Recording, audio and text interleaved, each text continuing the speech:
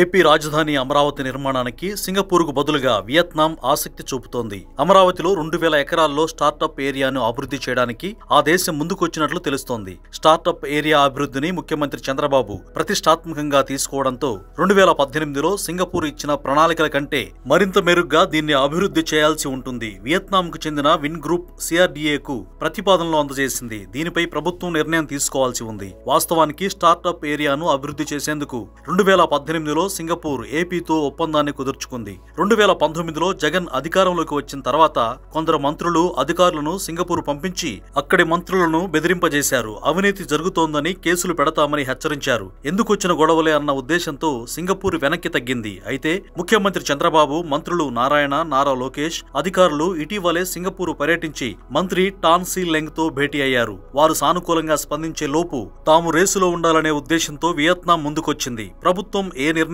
తీసుకుంటుందో చూడాలి.